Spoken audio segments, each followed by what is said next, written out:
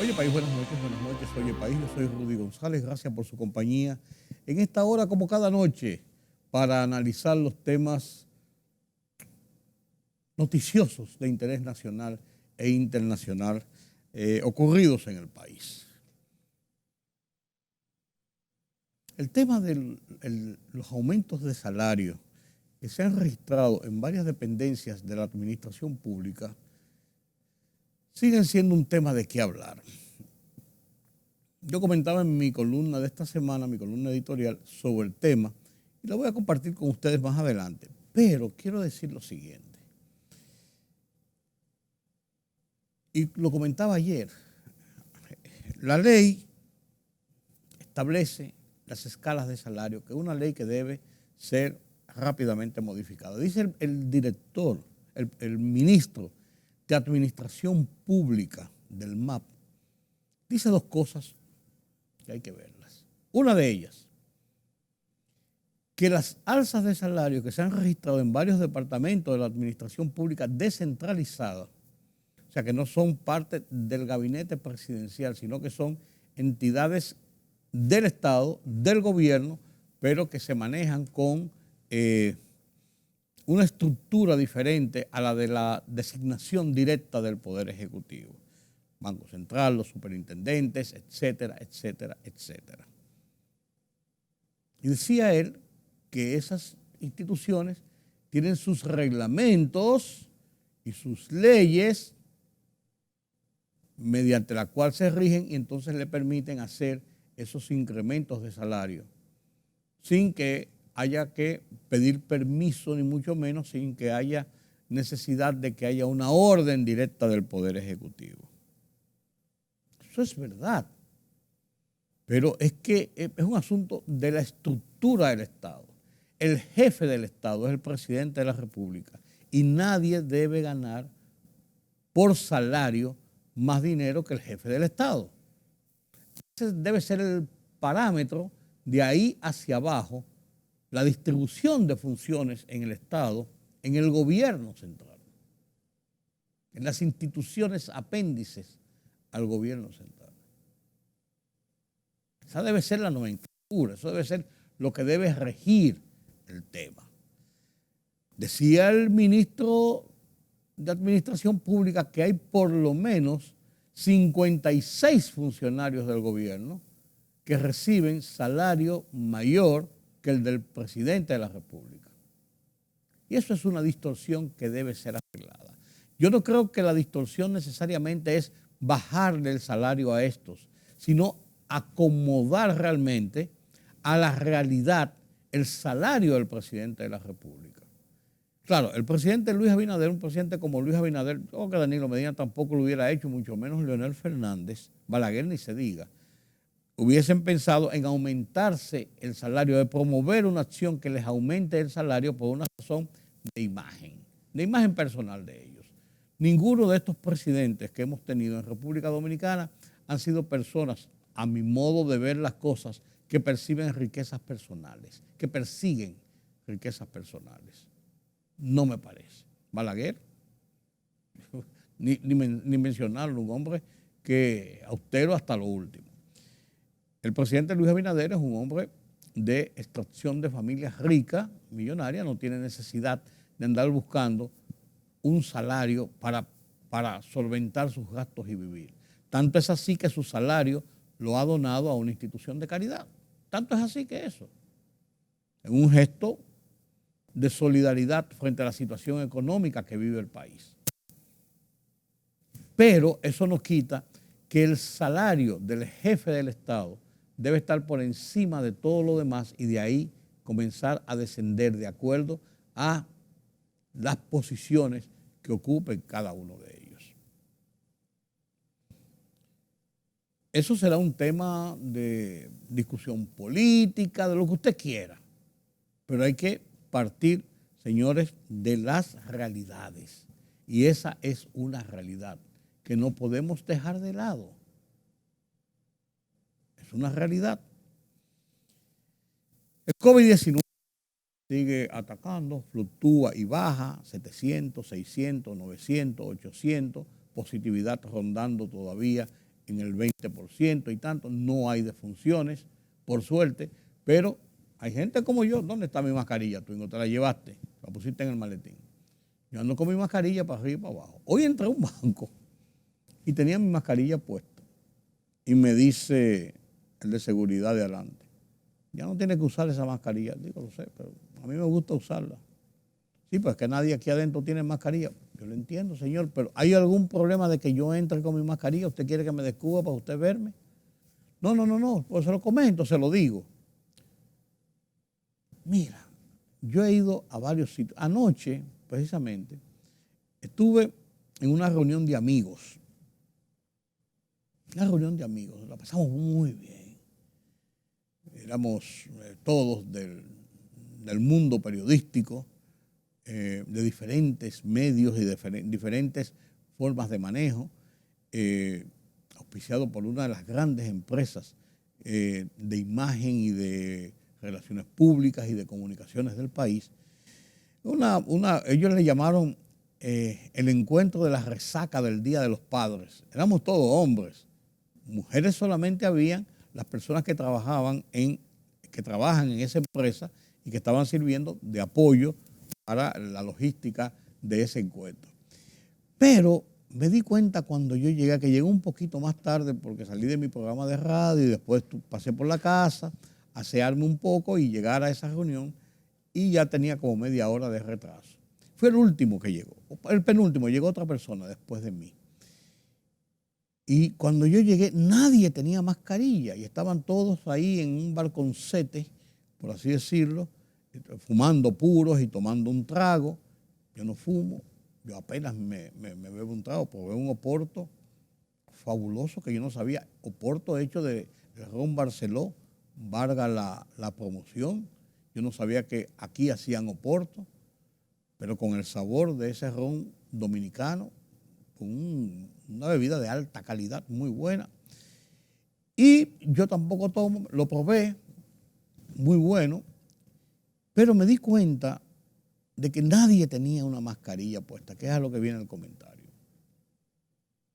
Yo llegué con mi mascarilla, me quedé un rato con ella, después hube de quitármela, me ubiqué en un sitio donde no estuviera amontonado con nadie, un sitio de amontonamiento, no eran tanta gente, pero guardando mi distancia. Entonces yo creo que sí, que la gente tiene que hacer uso de manejar este tema de la distancia, porque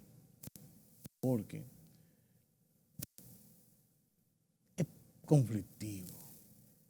Es conflictivo. Usted no tiene por qué exponerse a un contagio. Ahí me estaba hablando uno de los amigos que estaba ahí, que con 4 vacunas le dio el COVID en estos días. Con 4 vacunas. Hay uno que comentaba entonces que él tiene 3 vacunas, pero le ha dado 3 veces el COVID. Entonces, yo creo que no hay necesidad de exponerse. Si ya hemos hecho hábito de que podemos protegernos, aunque sea medianamente, que la realidad del contagio está ahí, que se registran cada vez. Entonces, ¿por qué exponernos? No hay necesidad de eso, no hay necesidad tampoco de ser una fuente de contagio para otras personas. Entonces debíamos ser un poco responsables en esta situación. Ojalá que así sea. Miren,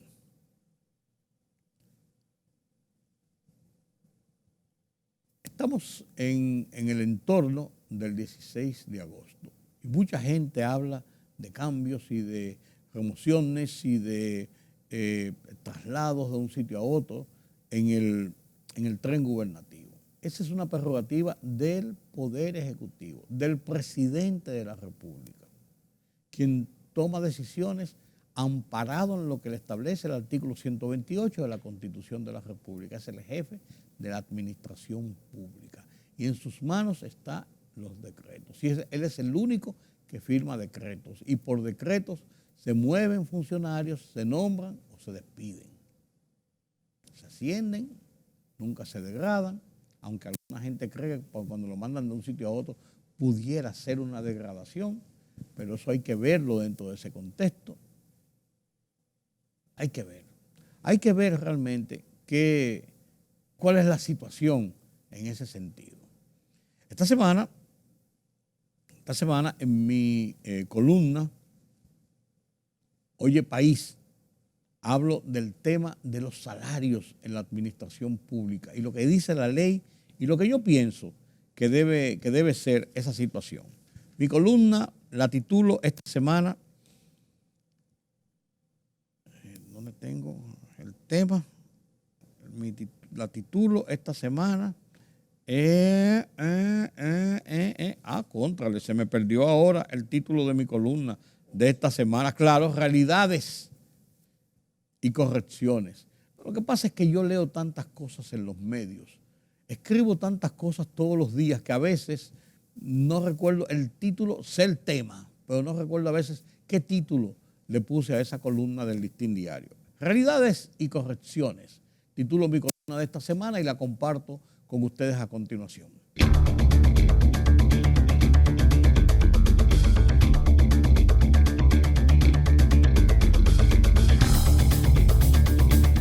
Los niveles de salarios que reciben algunos altos funcionarios del país se han convertido en los últimos días en un tema de críticas de diferentes sectores de la sociedad. Soy de opinión, y lo digo desde el principio de este comentario, que si bien el escenario post-pandemia, la agresión de guerra de Rusia contra Ucrania y las consecuentes presiones y crisis que estos hechos han generado en las economías mundiales, República Dominicana incluido, no era el más apropiado para exhibir muy altos salarios en niveles importantes del funcionariado nacional. Que los sueldos establecidos por ley encabezados por el del presidente de la República son remuneraciones de miseria para tales posiciones. Revisando la ley, la 105-13 específicamente, creo es una irrealidad, una hipocresía, como me dijera un amigo, que el tope del salario del presidente de la República sea de hasta 450,000 pesos mensuales. Y de ahí para abajo. Si la administración pública quiere tener profesionales bien formados, de alta calificación, tiene que pagar salarios competitivos como los que ofrece el sector privado a sus ejecutivos. Porque cualquier director departamental de uno de los principales bancos o de empresa privada de primera línea gana eso y mucho más. Creo entonces que se hace necesario sincerizar los salarios en los altos puestos de la administración pública, no por aquello de que bajos sueldos fomentan o abren el apetito a la corrupción, sino porque si eso no se corrige, pocos serán, cada vez más, los que se quieran exponer a ser víctimas del escarnio público, aun siendo más honestos que la Madre Teresa.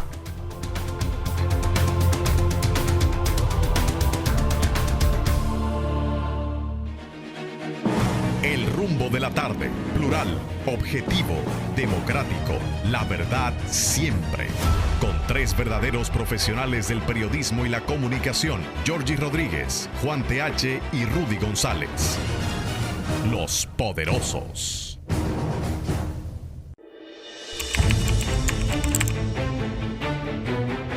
Periodismo de investigación, columnas, opinión, análisis, reportajes de fondo. Hora por hora, una completa plataforma multimedia. Periodismo con valor. Noticias horaporhora.com.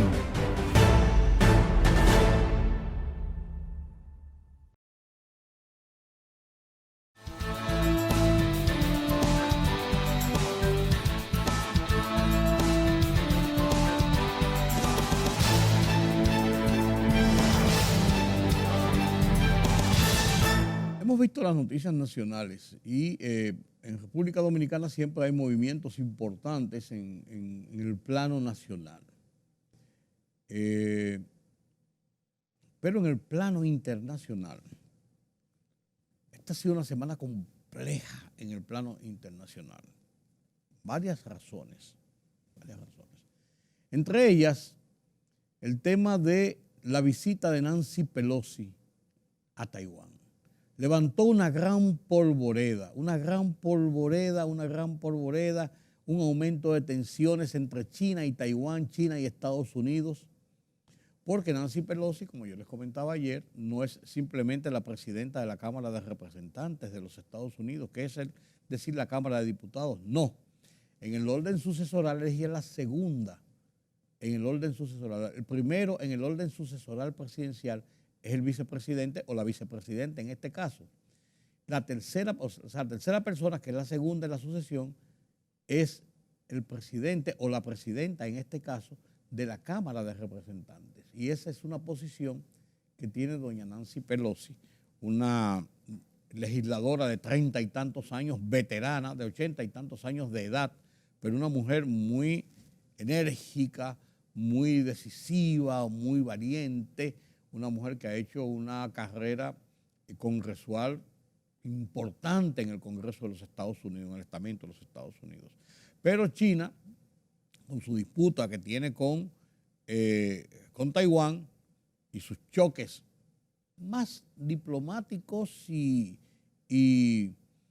económicos que otra cosa con los Estados Unidos, bravió un poco con esta visita de Nancy Pelosi a Taiwán.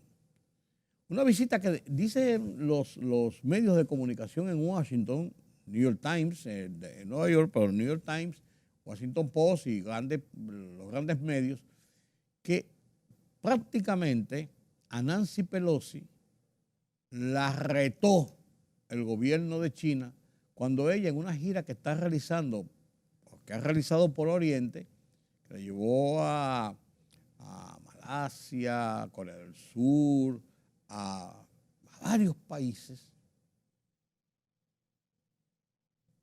había hablado de la posibilidad de visitar Taiwán y los chinos dijeron prácticamente que ni se atreva, que ella no puede ir allá porque eso es parte del continente. Y como los Estados Unidos no lo consideran así, aunque no tienen relaciones diplomáticas formales con Taiwán, y sí la tienen con China continental, Nancy Pelosi dijo, pues yo voy, ¿cuál es el problema? Yo voy a visitar en esa gira, voy a visitar Taiwán, y eso despertó las alarmas y hubo muchas tensiones. Fue y visitó Taiwán y estuvo en Taiwán, y esto provocó todo un mar de comentarios, de discusiones y de toda esta situación, pero ni modo. Hizo la visita, no pasó nada porque no tenía por qué pasar nada, ni iba a pasar nada, pero fue una situación de muchas tensiones, como ha sido también el tema de la muerte por una bomba, un misil disparado por un dron de los Estados Unidos en Afganistán, que dio muerte al nuevo líder en los últimos años del grupo de los talibanes, al-Zawahiri. Era el segundo hombre al mando cuando estaba Osama Bin Laden, y después de los atentados del 11 de septiembre del 2001, que destruyó las Torres Gemelas, atacaron el Pentágono, todo esto que ocurrió en los Estados Unidos salieron en una cacería y finalmente, a mediados del 2011, en esa ocasión, Barack Obama, presidente de los Estados Unidos, logró Estados Unidos dar muerte a Osama Bin Laden por la osadía que había tenido de los ataques terroristas que costaron más de 3.000 muertos en Nueva York y en Washington cuando se atacaron las Torres Gemelas y el Pentágono, lo que cambió incluso la correlación de seguridad en un antes y un después, en Estados Unidos y en el mundo. Pues ahora los Estados Unidos perseguían un hombre que se decía que era un hombre muy escurridizo, que vivía escondido, pero que manejaba toda la acción de los talibanes, acciones terroristas incluso, y acciones que dieron incluso muerte a algunos norteamericanos, como el caso de aquella bomba que explotó cuando estaban saliendo de Afganistán en junio del año pasado. Cuando la retirada de las tropas norteamericanas de Afganistán, en pleno aeropuerto, mucha gente que quería salir, hubo una detonación de un suicida y se le atribuye a Al Qaeda, precisamente, a los talibanes. Y ahí está la situación. Fueron momentos de muchas tensiones en el plano internacional, conjuntamente con lo que está ocurriendo aún en la guerra Rusia-Ucrania, que han buscado como ciertas vías de acuerdos, pero siguen las hostilidades, siguen los ataques rusos contra el pueblo ucraniano. Estos temas nos los presenta Pedro Vargas desde la redacción central de Oye País en las internacionales.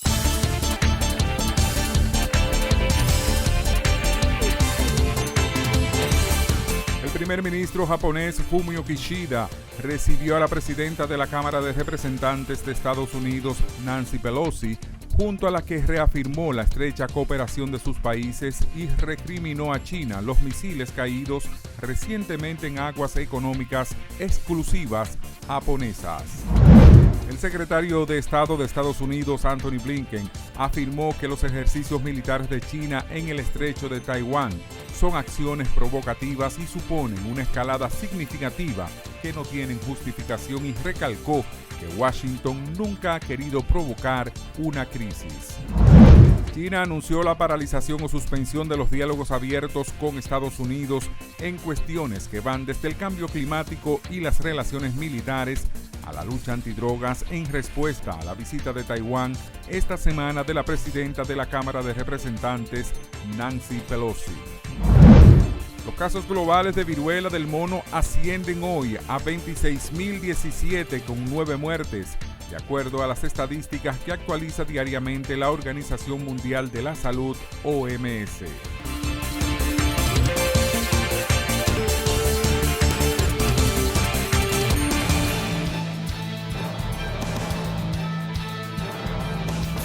El Ministerio de Salud Pública reportó 479 casos de COVID-19 y 0 fallecimientos en las últimas 24 horas.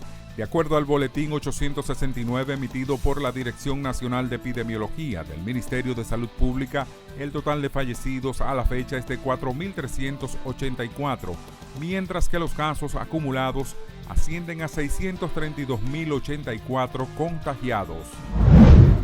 El presidente de la República, Luis Abinader, encabezó el lanzamiento oficial del 10º Censo Nacional de Población y Vivienda, desarrollado por la Oficina Nacional de Estadística, a realizarse del 10 al 24 de noviembre de este año. Llegó la tuneladora o perforadora del metro, que ayudará al rescate de Gregory Méndez y Carlos Yepes, los mineros que se encuentran atrapados en la mina Cerros de Maimón. El aparato será utilizado para continuar abriendo un nuevo túnel y así poder sacar a los trabajadores que se encuentran con vida bajo tierra. En una avanzada contra una red que traía al país mujeres, principalmente colombianas, con el objetivo de explotarlas sexualmente en centros de prostitución en el Distrito Nacional y Punta Cana, el Ministerio Público puso en marcha la Operación Catleya. Durante el operativo, más de 80 mujeres sudamericanas fueron rescatadas, a las que se les obligaba a prostituirse, asimismo a pagar una deuda contraída entre $3,000 y $4,000 con las redes que las movilizaban.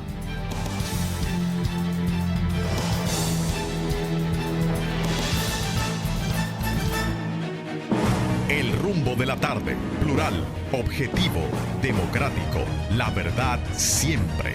Con 3 verdaderos profesionales del periodismo y la comunicación, Georgie Rodríguez, Juan TH y Rudy González.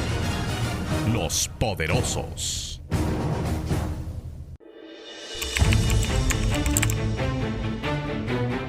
Periodismo de investigación, columnas, opinión, análisis, reportajes de fondo. Hora por hora, una completa plataforma multimedia. Periodismo con valor. Noticias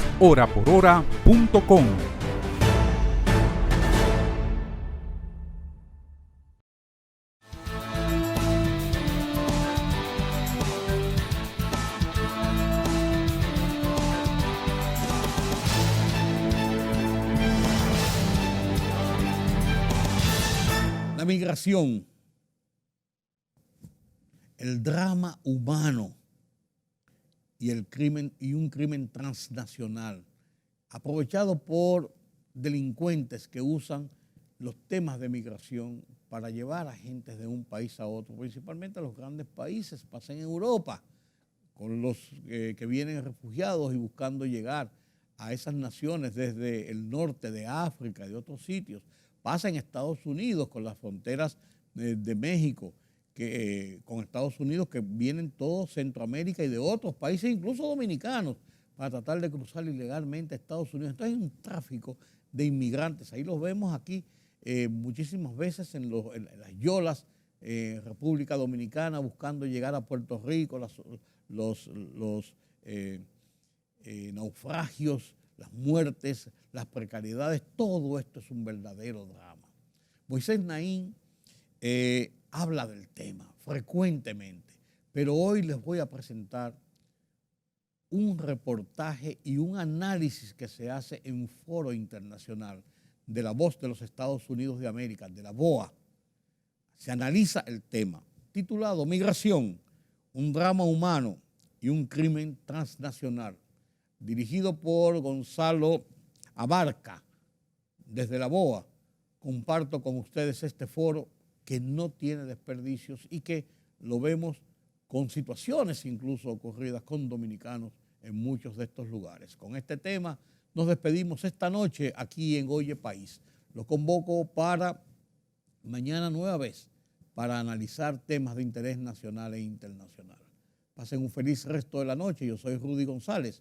Los dejo con la Voz de los Estados Unidos de América, Foro Internacional, las migraciones, un drama y un crimen transnacional. A continuación.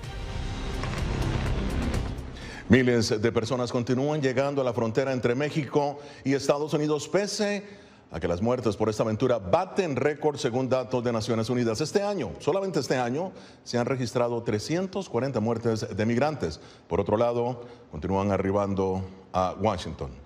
Aquí en la capital de Estados Unidos, buses con migrantes enviados por el gobernador Greg Abbott de Texas como rechazo a las políticas migratorias del presidente de Estados Unidos, Joe Biden. Bien, y para hablar del drama humano que sufren estas personas, me acompaña Diva Cash, quien está realizando precisamente una serie sobre estos migrantes, Diva. Has hablado con ellos, le estás dando seguimiento, le estás tomando el pulso, verdaderamente un drama humano impresionante. ¿Qué es la radiografía que emerge en esta serie especial que preparas para La Voz de América?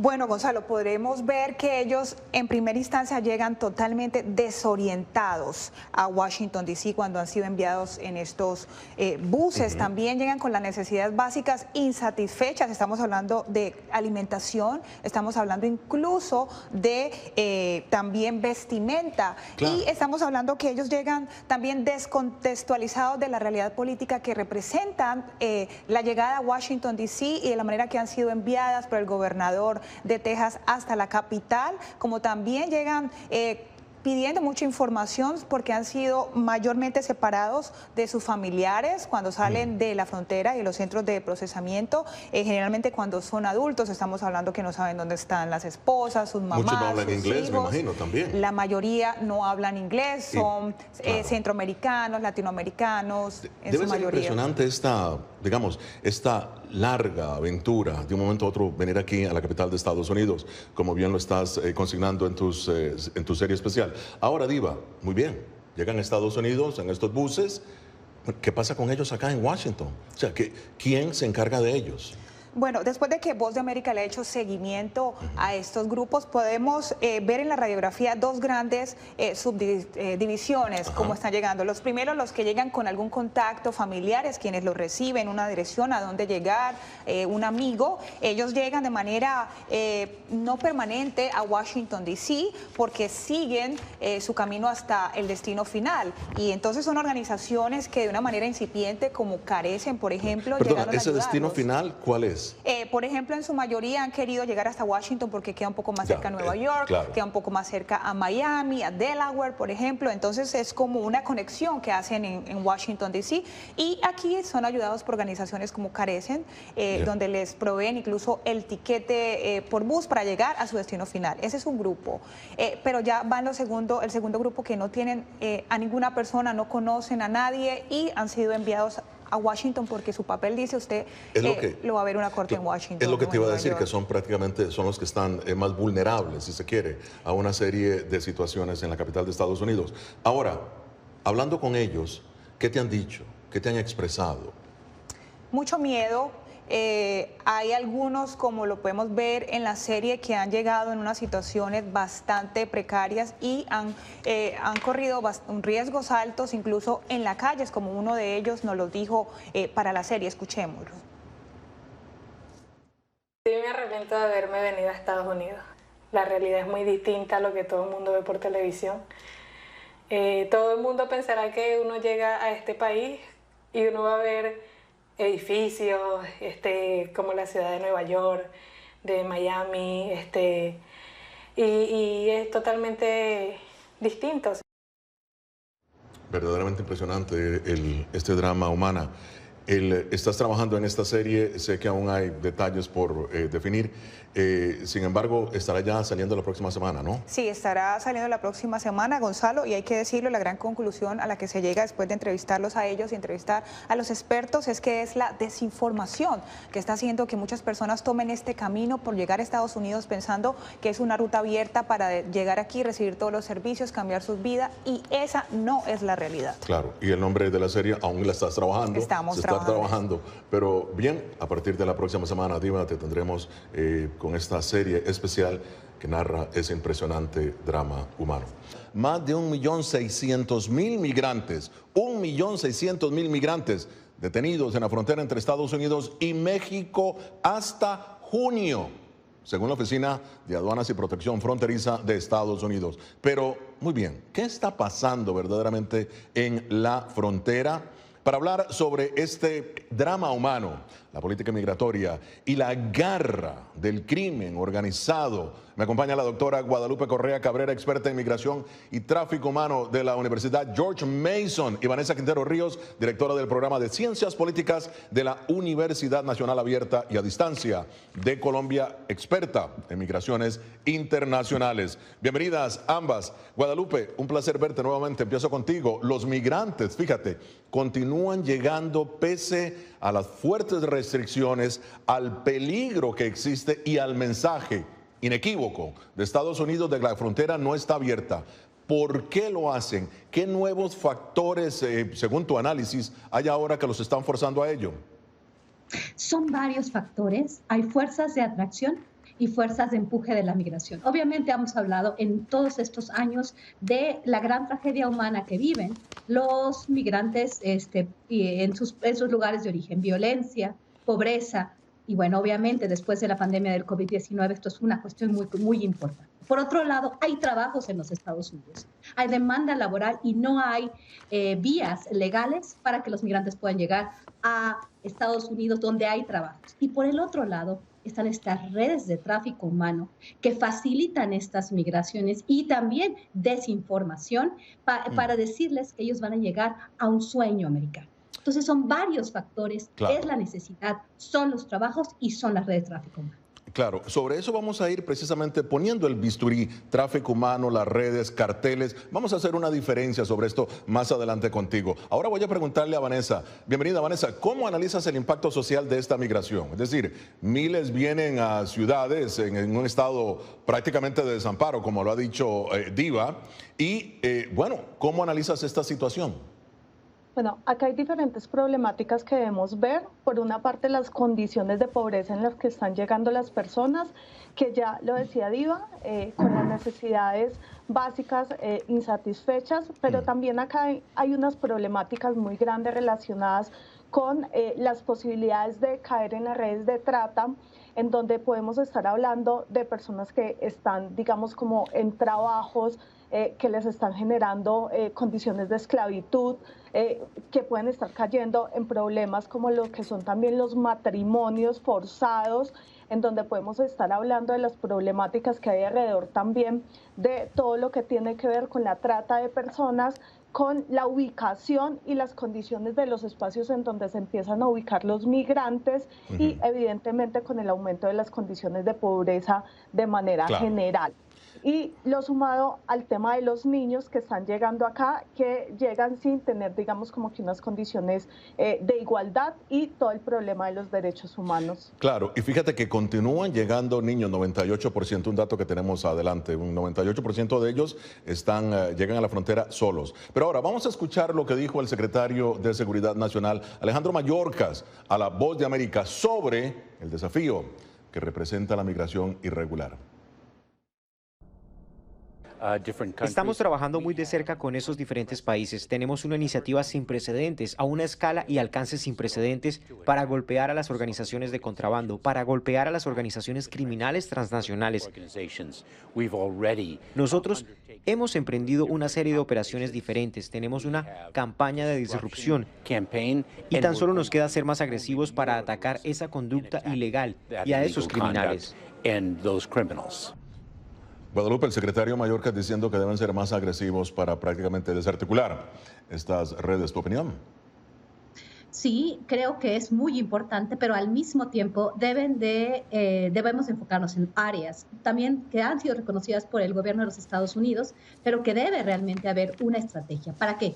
Para lidiar y para poder resolver las causas de raíz de la migración irregular, la pobreza, la violencia, la corrupción y todo esto que no se puede resolver en solamente un país o no lo puede resolver Estados Unidos. Tiene que haber una estrategia que incorpore a todo el gobierno estadounidense para desarticular estas redes y a otros países, ¿para qué? Para desarticular las redes, para generar oportunidades, y también se tiene que trabajar en una política comprensiva para resolver el problema de la política estadounidense que está rota. El sistema de inmigración de los Estados Unidos está roto, ha sido definido el problema y hay una propuesta de reforma comprensiva que es de los dos partidos, que han los dos partidos trabajado para esto.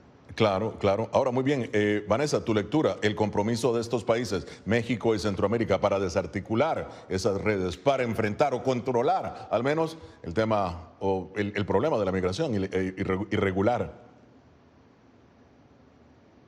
¿Tu lectura? Yo creo que acá hay una lectura que es bastante amplia, que no la da, digamos, que las posiciones que se tuvieron en el marco de la Cumbre de las Américas, que ha sido, digamos, como que un aspecto muy importante para mostrar el compromiso que se tiene de los diferentes países. Y acá hay algo muy importante y es porque se pone, digamos, como que una presión fuerte en todo lo que es el triángulo como tal del norte, que es esos países donde están generando un mayor flujo migratorio, que son los que están, digamos, que quedando en esta situación, que son los que vienen en las caravanas migrantes. Acá hay unos compromisos que nosotros podemos ver, acá hay un compromiso de México, hay un compromiso de Estados Unidos, pero obviamente es necesario ver cuáles son como esas respuestas que se van a dar de una manera más efectiva para solucionar todas estas problemáticas, porque se sigue teniendo un discurso muy fuerte en relación con las condiciones de fuerza y de coerción, en lugar de aplicar unas condiciones ampliadas frente al tema de refugio, frente al tema de la posibilidad de generar unas condiciones incluso de asilo que abran las posibilidades para una migración regular. Claro, y fíjate también aclarar que no solamente los centroamericanos o mexicanos son los que están migrando, ¿no? De acuerdo a las cifras oficiales, 54 nacionalidades vienen, de todos los países del Cono Sur vienen. Así es que sobre esto vamos a estar en solamente minutos hablando. Esto es Foro de la Voz de América. Los migrantes, el nuevo objetivo de organizaciones criminales transnacionales. Un negocio que ha pasado de 500 millones en 2018, oigan esto, a 13.000 millones en este año. 13.000 millones. Bien, Guadalupe, en tu nuevo trabajo, en tu nuevo estudio que se llama Migración Irregular, Trata de Personas y Crimen Organizado, expones precisamente este negocio ya no multimillonario, billonario. Cuéntanos, ¿cómo funciona? ¿Cómo caen los migrantes en manos del crimen organizado? Debido a las restricciones migratorias que empiezan a mediados de los años 90, en realidad estas redes de tráfico humano se han vuelto simplemente empresas que antes eran empresas familiares y ahora son empresas muy importantes, y ya no solamente empresas, sino redes.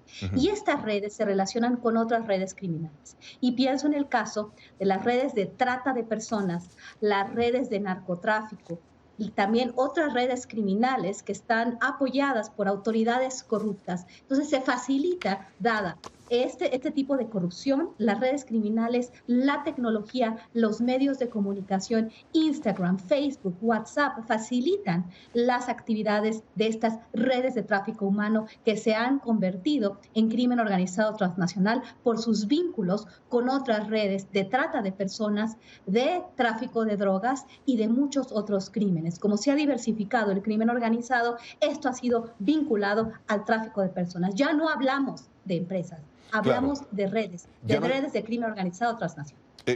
Vamos a ver, acláranos acá, ya no estamos hablando del coyote solitario, estamos hablando de organizaciones enteras, ¿es así? De organizaciones y de redes. Entonces ya no podemos estudiar esto por grupos, sino son redes. Por eso es tan importante que exista una estrategia multidimensional y además una estrategia que involucre a otros países. Porque estas redes no funcionan de forma vertical, sino de forma horizontal, y a veces funcionan en cada país con liderazgos distintos. Claro, fíjate qué interesante, Vanessa, que ya el coyote solitario pues no está existiendo, se está quedando, se va extinguiendo, más bien son organizaciones criminales. Ahora, ¿qué porcentaje, Vanessa, representa la mujer en estas migraciones irregulares? ¿A qué se exponen, fíjate, las madres, las adolescentes, las niñas, de cara al crimen organizado? Acá, digamos como que las cifras están rondando entre el 47% hasta el 51%, dependiendo de las nacionalidades de las mujeres, pero tenemos un porcentaje alto de mujeres que son las que están generando estos procesos migratorios irregulares. Las exposiciones están relacionadas con todo lo que viene siendo la explotación sexual, que es uno de los peligros más grandes que podemos tener acá las mujeres, incluso muchas mujeres que también pueden ser acá víctimas de venta de sus órganos. Acá estamos hablando también de un problema muy grande, y estamos hablando también del matrimonio servil. Acá hay unas condiciones entonces que son muy complejas para las mujeres, que están viendo afectados sus derechos humanos e incluso sus derechos sexuales y reproductivos. Claro. Bueno, esta semana el secretario de Seguridad Nacional, el señor Alejandro Mayorkas, se reunió en Honduras con la presidenta Xiomara Castro y funcionarios de su gabinete. Esto fue lo que dijo el canciller de ese país, Enrique Reina, sobre la reunión. Además, se trató el tema de combatir la trata de personas, el tráfico. El secretario Mayorkas también presentó sus condolencias sobre el tema de los 6 hondureños fallecidos, precisamente víctimas del tráfico y la trata, igual que la presidenta Castro le agradeció por las gestiones de... Guadalupe, nuevamente, el tema de la trata, el tráfico de personas. ¿Cómo combatir, en tu opinión, el billonario negocio de la trata y tráfico de personas? Bueno, esto es muy importante, y eso también tiene que ver con un documento que hicimos para el Belfer Center de la Universidad de Harvard para desmantelar estas redes. Como dije antes, esto no puede ser resuelto desde los Estados Unidos. Tiene que haber una colaboración con otros países, porque estamos hablando de redes que funcionan de manera horizontal en distintos países. Obviamente, a la par, se tienen que resolver las causas de raíz de la migración irregular, y no solamente enfocarnos en un tema de seguridad nacional, pero es un tema de seguridad nacional y es un tema de derechos humanos. Entonces, se tiene que analizar, y ya tiene que haber también dentro de los Estados Unidos una estrategia de todo gobierno, una estrategia que involucre a las diferentes agencias con una colaboración sólida y una colaboración coordinada. Esto es muy importante. Rápidamente, Guadalupe, fíjate que en declaraciones que hiciste al New York Times aseguras que los migrantes pagan entre $4,000 y $20,000, es lo que dices tú al New York Times. ¿De dónde sacas estas cifras? Pagan entre $4,000 y $20,000 para venir a Estados Unidos. ¿De dónde sacaste las cifras? ¿Cómo hace un migrante con condiciones precarias para pagar $20,000? Es que también depende. Estas cantidades que estoy dando son porque todos los periodistas preguntan cuánto se tiene que pagar. Entonces, hay diferentes grupos y redes en los cuales, y diferentes orígenes. Las personas no solamente llegan del Triángulo Norte, no solamente llegan de Cuba, de Haití, también llegan de Venezuela, de Colombia, de otros países en el continente y fuera del continente. Por eso doy un rango tan amplio. Además de todo, algunas personas, por ejemplo, los migrantes mexicanos llegan a la frontera y entonces pagan alrededor de entre $3,000 y $5,000 para poder llegar a su lugar de origen y poder pasar no solamente la frontera, sino los puntos de control fronterizo que están alejados de la frontera. Eso también es muy importante. ¿Por qué? Porque no solamente estamos hablando de un método, no solamente estamos hablando de un grupo, de múltiples grupos que ofrecen servicios en diferentes maneras. Por eso las cantidades varían tanto. ¿Por qué? También hablamos de niños migrantes sin acompañamiento que van con un coyote, a veces se mandan 2 y pueden llegar a cobrar hasta $18,000 por 2 niños. Y dependiendo de los servicios, los transportes, tráiler, por camión, depende. Es una cuestión muy compleja que no se puede explicar en un solo modelo. Bien, vamos a ver. Estos son los datos más recientes de la migración en Estados Unidos según la Organización Internacional para las Migraciones. Vean esto, este 2022 se proyecta como un nuevo hito en la migración irregular. De enero a junio se han interceptado en la frontera 1,6 millones de migrantes. Eso significa un incremento del 70% en relación al año pasado. 70%. Hondureños y guatemaltecos, las nacionalidades más frecuentes de los detenidos, un total de 239,000 personas entre guatemaltecos y hondureños. De todos los detenidos, el 23% son de Honduras, 22% de Guatemala. Esto, muy peligroso, el 6% de los interceptados, menores, es decir, 62,000 niños, niñas, adolescentes. De todos esos niños, el 98% viajan solos. Bien, Vanessa, rápidamente que nos acaba el tiempo, tu opinión sobre estos datos impresionantes. Son unos datos que nos dejan muy impresionados, que son unos datos sobre los que tenemos que tratar, pero que en este punto estoy muy de acuerdo con Guadalupe cuando nosotros vemos que efectivamente tenemos que solucionar y actuar frente a esas condiciones en los países de origen de los migrantes, porque el hecho de que los niños estén migrando solos nos hace pensar en una situación más terrible en sus países de orígenes que está obligando a las familias a mandar a los niños a esta trayectoria solos. Y eso nos muestra como que hay unas condiciones acá que se tienen que tratar en origen, que son fundamentales. Claro, impresionante esa larga noche hacia el sueño americano que llaman. Guadalupe, muy rápidamente que se nos acaba, más de 60,000 niños, ¿no? Realizando el viaje solo. ¿Qué te dice esto de sus padres, de sus comunidades, de sus países? Rápidamente.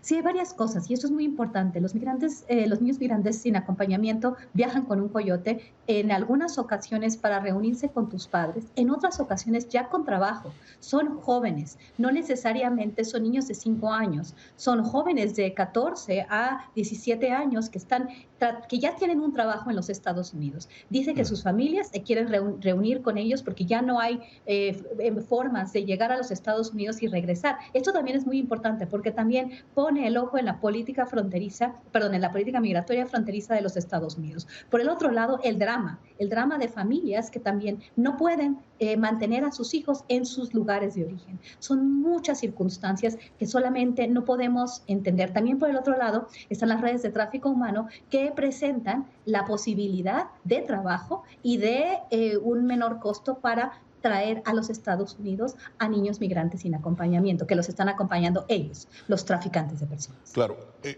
Vanessa, vamos a complementar lo que ha dicho precisamente Guadalupe. Son niños pero siguen siendo niños, rápidamente, que tenemos solo 30 segundos. Compleméntanos, por favor, esto que dice que ya tienen trabajo en Estados Unidos. ¿Cómo? Si son niños indocumentados de 14 años, ¿pueden encontrar trabajo acá? Ahí hay unas cantidades de redes, hay unas cantidades de empresas que tienen unas condiciones irregulares en contratación, en donde tienen que pagar o digamos que pagan un menor salario a las personas y eso facilita e incluso motiva estos procesos migratorios, pagando menores salarios. Claro, claro. Bueno, muchísimas gracias a Guadalupe Correa Cabrera, siempre un placer tenerte. A Vanessa Quintero también, un placer tenerte aquí en Foro. Llegamos al final de esta edición de Foro. Nos vemos la próxima semana desde Washington. Les habló Gonzalo Abarca.